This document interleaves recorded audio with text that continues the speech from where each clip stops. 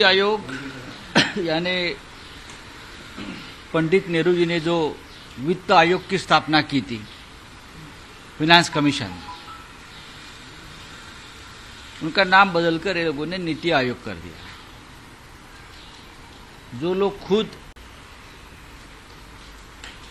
नीति से नहीं राजनीति करते, उसने यह संस्था का नाम नीति आयोग बना दिया। नीति आयोग यानी देश के लिए आर्थिक, औद्योगिक, एजुकेशन सभी के बारे में एक दिशा देना, योजना देना, पैसा देना। लेकिन जिस तरह से बजट बना है उसी तरह से नीति आयोग काम करता है। बात जो आपने है, जहां बीजेपी का राज्य है, बीजेपी का स्टेट है, वहां पैसा देना है, वहां योजनाएं बनाना है। अब इसीलिए तो स्टालिन साहब ने या और भी मुख्यमंत्री, तेलंगाना के मुख्यमंत्री या हिमाचल के मुख्यमंत्री ने बहिष्कार किया। ममता जी चली गई, ममता जी को बोलने नहीं दिया, ममता जी को अपनी बात रखने नहीं दी। पश्चिम बंगाल जैसी एक बड़ी राज्य के मुख्यमंत्री को इस तरह से अपमानित करता, उनका माइक बंद करना, ये लोकतंत्र को शोभा नहीं देता। हमारे माइक बंद किए जाते हैं, राज्यसभा हो या लोकसभा हो, लेकिन प्रधानमंत्री के सामने एक राज्य के मुख्यमंत्री को बोलने से रोकना, वो अपनी बात बोल रही है। बहुत से मुद्दे हैं राज्यों के, जीएसटी का परतावा है और भी है। केंद्र ने मदद करनी चाहिए।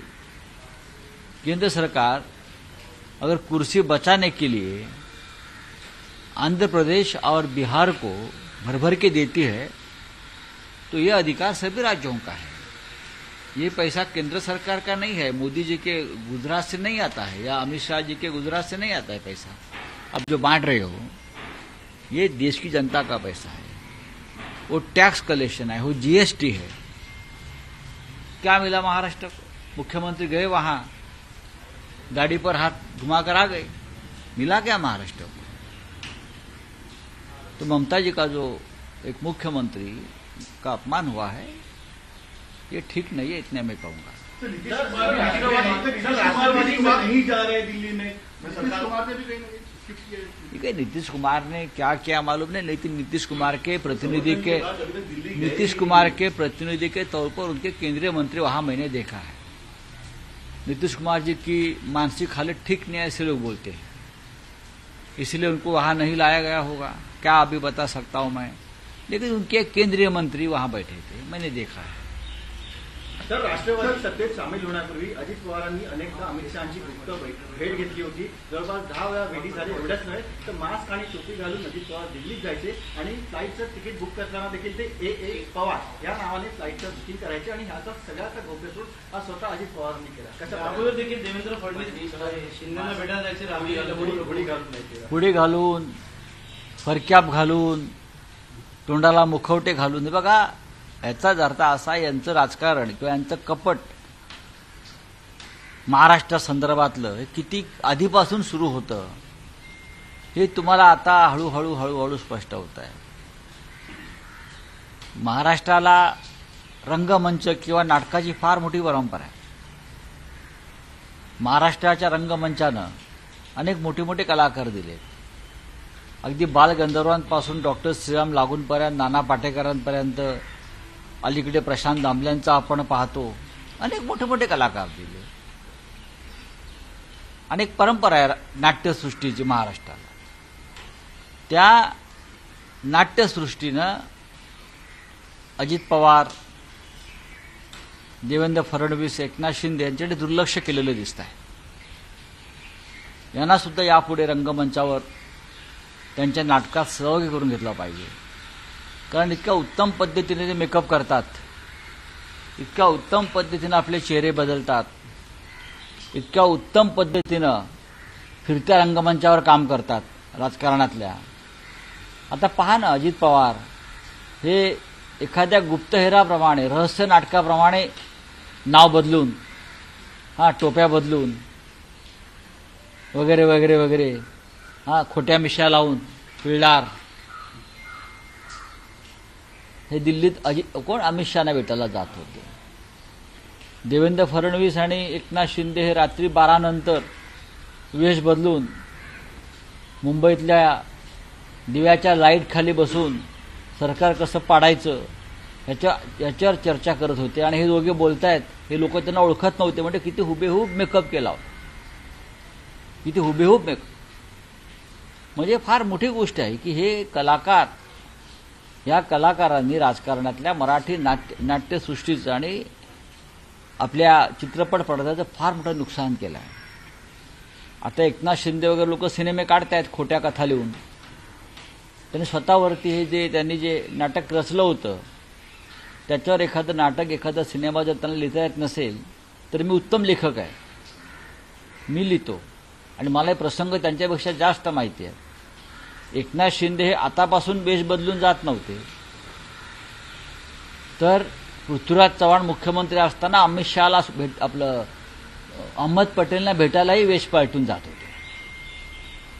जेव्हा बीजेपीचं राज्य नव्हतं, केंद्रात काँग्रेसचं राजवट होती, तेव्हाही ते अहमद पटेल यांना कसे भेटायला जात होते हे पृथ्वीराज चव्हाण उत्तम प्रकारे सांगू शकतो. आणि अजित पवार हे तर काय, हे उत्तमच नटवर्य आहेत, दिसतच आहे ते. बोला सर. एकीकडे अजितदादा म्हणतात की सन्मान जागा लढणार आम्ही, त्यापैकी शिंदेने 113 किंवा 93 निरीक्षक नेमलेत, जी भाजपने 160-170चा टार्गेट भरलाय. काय वाटतं एकंदरीत जागा संदर्भात अजित पवारांवर कुठे जागा कमी पडते? आता हे मी कसं काय सांगणार.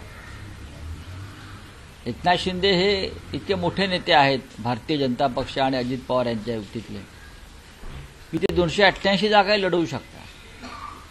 तुम्हाला विधानसभेच्या निकालानंतर कळेल की या राज्याचं मुख्यमंत्रीपद कोणाला मिळत आहे. ते एकनाथ शिंदे यांना 100% मिळणार नाही, अजित पवार यांनाही मिळणार नाही आणि देवेंद्र फडणवीस यांनाही मिळणार नाही. वेगळंच नाव समोर येईल. सर, वेश बदलकर लाडकी ऐसी बात सामने, वेश बदलकर अजित पवार दिल्ली गए अमित शाह से मुलाकात करने, कैसे देखते हैं? क्या देखेंगे, इतने बड़े बड़े हे नटसम्राट है महाराष्ट्र के. महाराष्ट्र में एक थिएटर की बहुत बड़ी परंपरा है, नाटक थिएटर. लेकिन अभी मुझे लगता है कि ये एकनाथ शिंदे, देवेंद्र फडणवीस, अजित पवार, ये लोग अपना वेश बदलकर, चेहरा बदलकर जिस तरह से घूम रहे थे सरकार बदलने के लिए और सरकार गिराने के लिए, कभी अमित शाह जी से मिले, कभी उनको मिले, तो उनको अभी मराठी रंगमंच पर उनको भी एक उनका योगदान रहना चाहिए. और हमारे जो बड़े बड़े नाटक लिखने वाले लोग हैं उनको मैं कहूँगा कि ये जो कैरेक्टर्स हैं उनको सामने रखकर आप नाटक लिखिए और ये लोगों को रंगमंच पर काम दीजिए.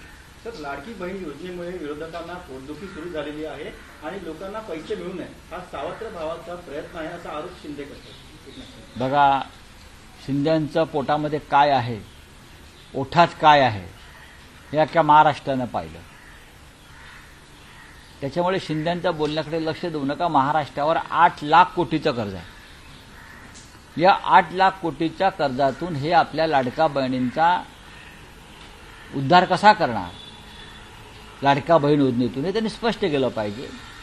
कारण राज्याच्या अर्थ खात्यानं त्याच्यावरती आक्षेप घेतलाय, एवढंच आमचं म्हणणं आहे. आने वाले लोकसभा चुनाव में सीट शेयरिंग को लेकर चर्चा चालू है, बैठक शुरू होने वाली है. सीट शेयरिंग को लेकर बैठक शुरू होने कहाँ, विधानसभा की ना, हो जाएगी ना, उसमें क्या है, ठीक से हो जाएगा सब. नीती आयोगाच्या करणाऱ्या माणसाला गृहमंत्री बनवलं असं शरद पवार बोलले. मात्र पियुष गोयल म्हणतात की शरद पवारांनी चुकले, माफी मागायला पाहिजे. असं कोण म्हणताय? पियुष गोयल यांच्यावरती काय आरोप आहेत ह्याच्यावर त्या आम्हाला बोलायला लावू नका. आणि शरद पवार आता बोललेले नाही, शरद पवार सत्यच बोललेले आहेत. अमित शहा यांच्यावरचे सगळे खटले हे मोदी सत्तेवर आल्यावरती काढून घेतले. अमित शहा यांच्यावर तडीपारीची नोटीस बजावली होती की नाही? अमित शहाना गुजरातमध्ये येण्यास बंदी होती की नाही? अमित शहा तुरुंगात होते की नाही? अमित शहा यांच्यावरचा जो खुनाचा खटला होता तो गुजरातच्या बाहेर चालवावा या संदर्भातले सर्वोच्च न्यायालयाचे आदेश होते की नाही? पियुष गोयलांनी इतकंही खोटं बोलू नये की लोक हसतील त्यांना केंद्रीय मंत्री म्हणून. चलिए.